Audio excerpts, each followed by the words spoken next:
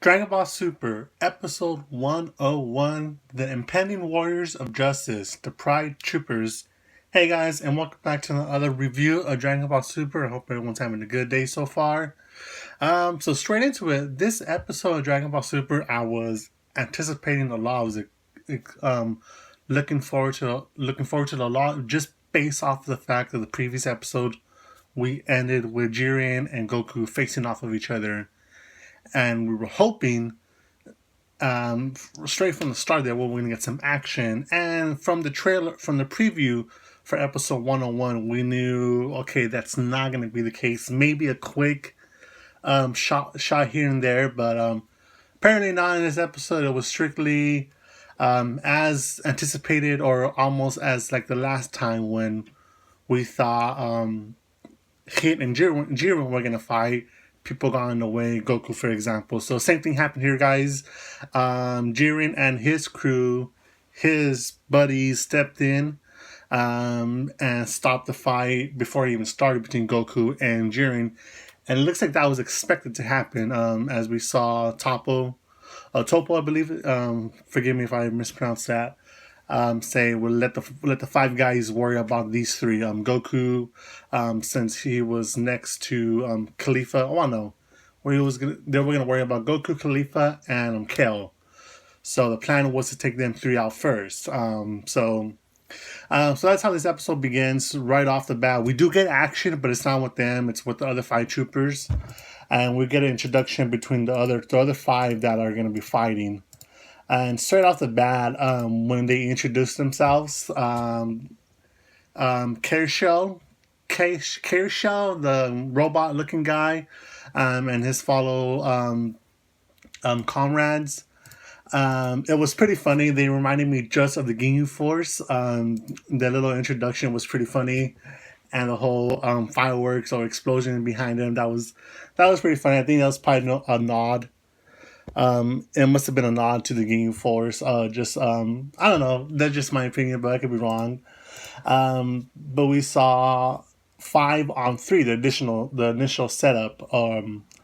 One versus Universe 7 and Goku, and then two from Universe 6, and then against everyone else in Universe 11. So we saw people, other universes teaming up with each other and taking out other universes, which we didn't really see a lot.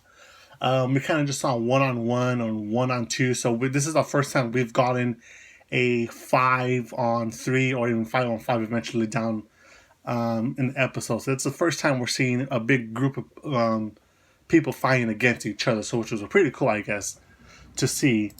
So and then we got a little quick a video, or not a video, a little quick glimpse of what the other fighters of Universe 7 are doing. So just so that we were informed, okay, are they still fighting or are they hiding? As we saw Master Roshi and Tien team up and taking out another guy. And then we saw a little quick glimpse of Vegeta and Frieza arguing against each other. I have a feeling, guys, I think we're gonna see Vegeta and Frieza fight against each other in this tournament. I don't know why that is. That should not be the case, but I have a feeling that's gonna happen, and I have a feeling that Vegeta is gonna toss out Frieza, not kill him, because again, if Vegeta kills, he's disqualified. So, that's just my little prediction. I could be totally wrong, but I have a feeling that's gonna happen. I could be wrong, but we'll see down the line. So then, yeah, and then we saw the Zenos and the Grand Peace talking real quick, and then they're saying, okay, people are getting tired now, so let's see how this is gonna happen. And then, as always, the Zenos are excited for this fight. It's like if it's a game to them, and I love that so much. Like, they're even all this craziness that's happening, they just think like, oh my god, it's fun. It's like it's a video game for them. So I like that a lot. So that's my little awesomeness about the Zenos.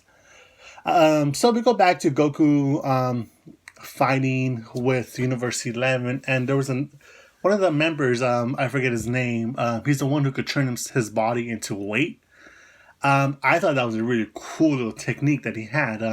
They each had their own technique.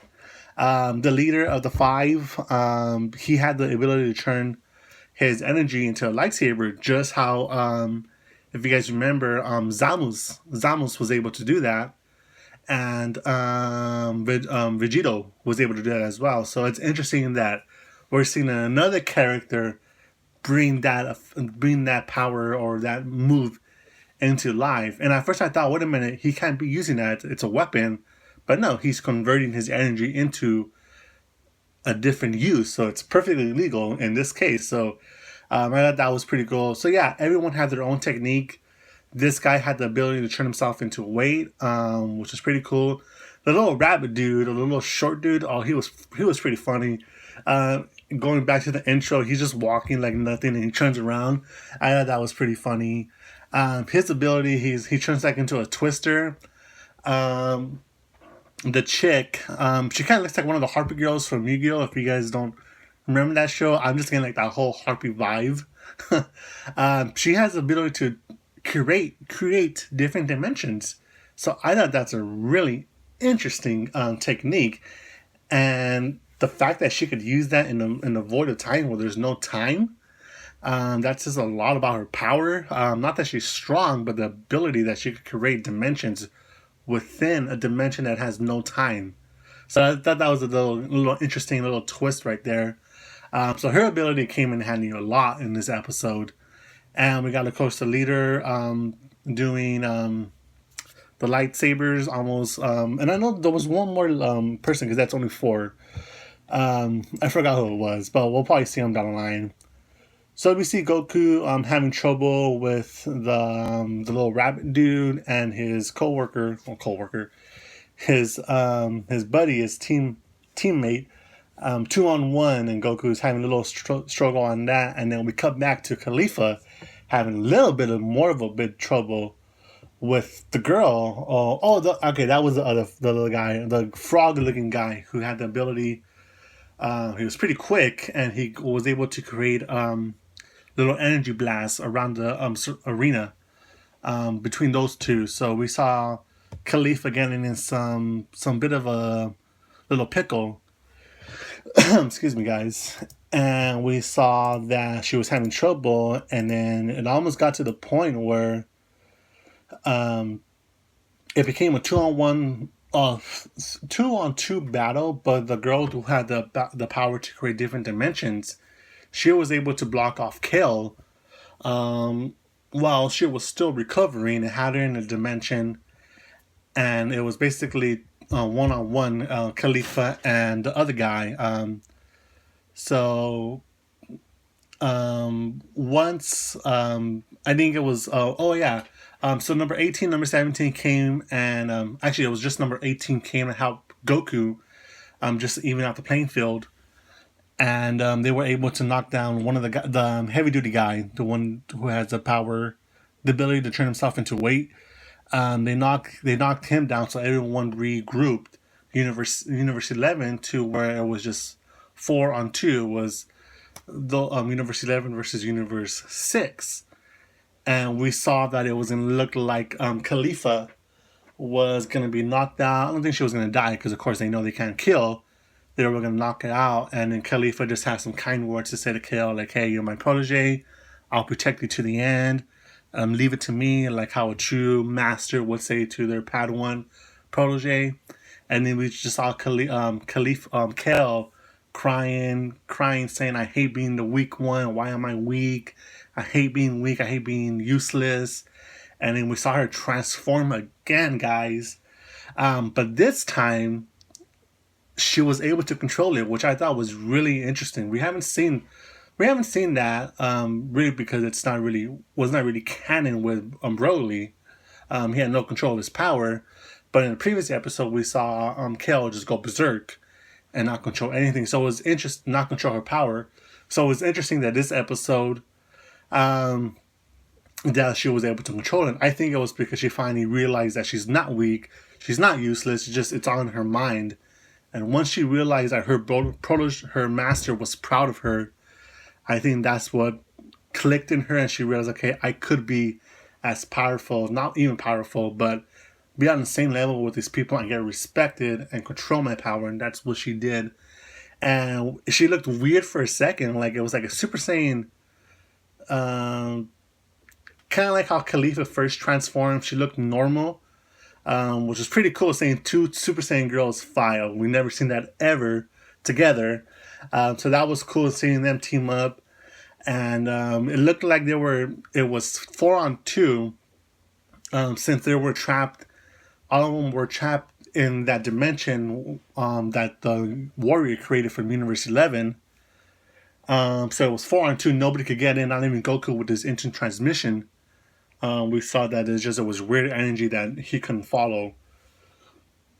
So I think that also a little points out that Goku, even at his current state, still is having not having trouble, but it's interesting that he's able to feel the key of a god, but he can't sense or feel this new sense of energy per se with this new dimensions. That was a pretty interesting little thing I had thinking about. I was like, okay, that's interesting.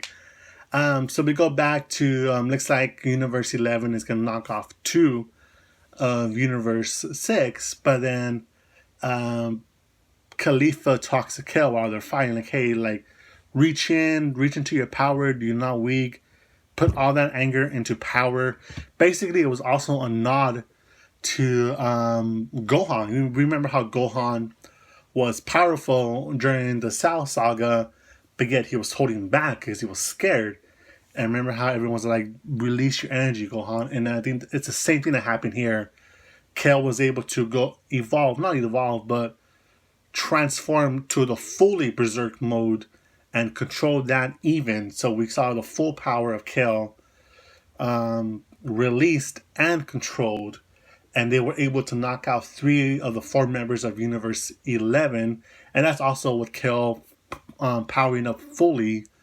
Probably Super Saiyan 2. We didn't really see too much of what transformation she made, but we did see that she was able to power up fully, and then taking out the 3 members of the universe.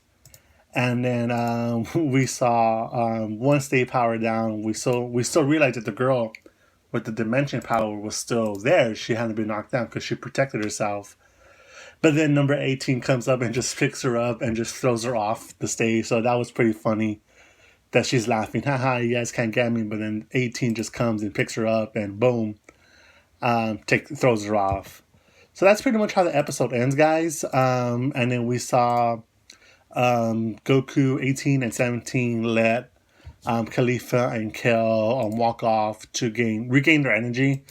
Again, guys, I know people might get mad about that. Like, why is Universe 7 allowing other universes to recover? Again, this is all the fate on the universes are on the line. So why is this happening? And then we know Goku. If you guys know me already, I have a huge problem with Goku in this series. But anyways, that's beside the point. We saw Goku just wants to fight strong people at their full strength. So his love of fighting is just controlling him right now and letting people go off and recover it.